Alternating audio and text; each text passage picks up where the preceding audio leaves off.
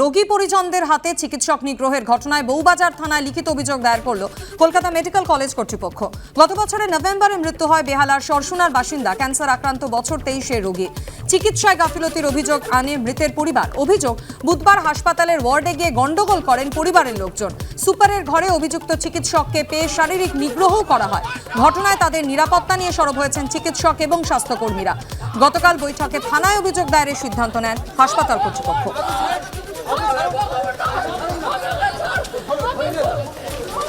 চলো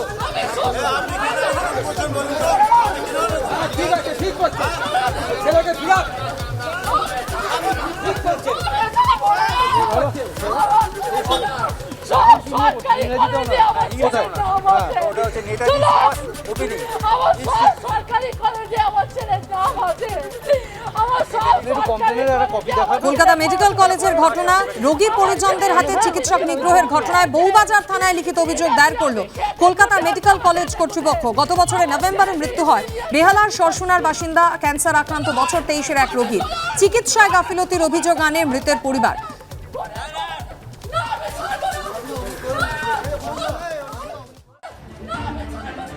নিরাপত্তারক্ষী আটকানোর চেষ্টা করলে পিছু ধাওয়া করে চিকিৎসককে আঘাত, টানা হেঁচড়া।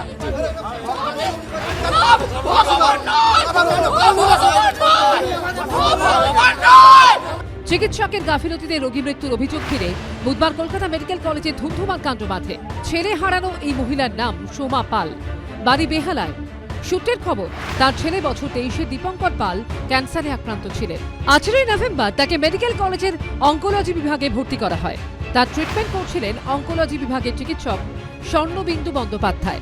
23 তারিখ রোগীকে ডিসচার্জ করে দেওয়া হয়। বাড়িতে যাওয়ার পরই অবস্থার অবনতি হতে থাকে। 29 নভেম্বর বাড়িতেই মৃত্যু হয় ইংরেজি অনার্সের 3য় বর্ষের পড়ুয়া দীপঙ্করের।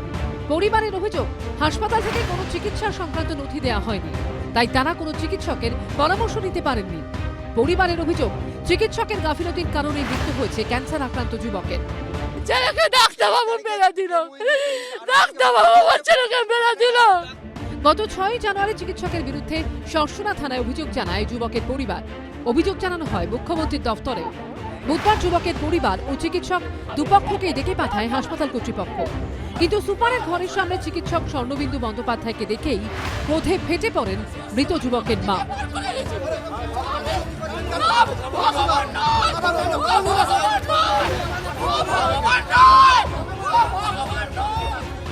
নিরাপত্তারক্ষী ছুটে এসে আটকানোর চেষ্টা করেন, কিন্তু তাদের হাত ছাড়িয়ে ফের চিকিৎসকের উপর চড়া হন মৃত যুবকের মা।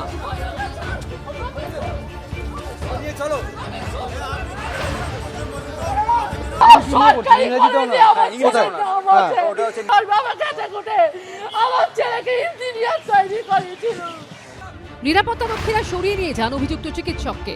এদিকে প্রশাসনিক ভবনের গেট বন্ধ করে দেওয়া হয়। গেট ধরে ঝাঁকাতে শুরু করেন তিনি। ঘটনাস্থলে গেলে পুলিশের সঙ্গে বাদানুবাদে জড়িয়ে পড়েন মহিলা। ধাক্কাধাক্কি শুরু হয়ে যায়। দীপঙ্কর পাল নামে এক যুবক, বছর 23 বয়স। তার মৃত্যু হয় নভেম্বর মাসের 29 তারিখ। তার অঙ্কোলজি বিভাগে চিকিৎসা চলছিল।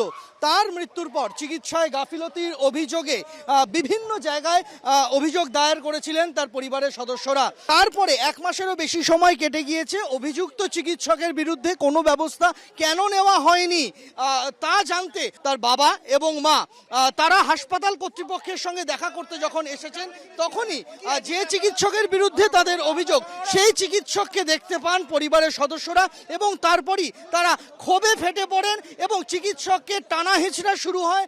এতবার জিজ্ঞাসা করেছি যে এটা ডাক্তারবাবু কি ইঞ্জেকশন দিচ্ছেন, কি ইঞ্জেকশন, না এই ইঞ্জেকশনটা দিলে ভালো হয়ে যাবে।